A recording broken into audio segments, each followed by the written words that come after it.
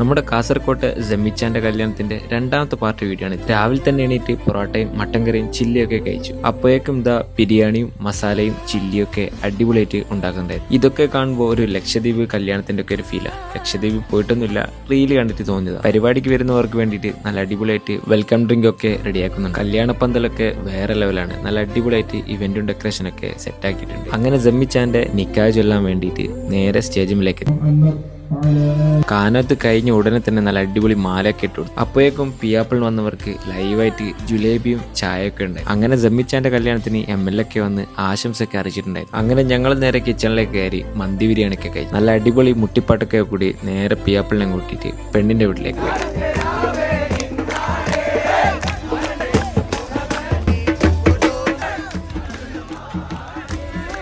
നമ്മുടെ നാട്ടിലെ കല്യാണവും കാസർഗോഡുള്ള കല്യാണം തമ്മിൽ നല്ല വ്യത്യാസമാണ്. അത് ഫുഡിലാണെങ്കിലും എല്ലാത്തിലും. അങ്ങനെ നല്ല അടിപൊളിയായിട്ട് പരിപാടിയൊക്കെ എൻജോയ് ചെയ്തിട്ട് നേരെ ഫുഡ് കഴിക്കാൻ ഇറങ്ങി. ഫുഡിന്റെ കാര്യത്തിലാണെങ്കിൽ നമ്മുടെ നാട്ടിലുപരി ഒരുപാട് വെറൈറ്റി ഐറ്റംസ് ആണ് ഇവിടെ. അപ്പോൾ ഇത്രയൊക്കെ ഉള്ളൂ നമ്മളെ ജമ്മിച്ചാന്റെ കാസർഗോഡിലെ കല്യാണം. വീഡിയോ ഇഷ്ടപ്പെട്ടാൽ ലൈക്ക് ചെയ്യുക, കമന്റ് ചെയ്യുക, ഫോളോ ചെയ്യുക.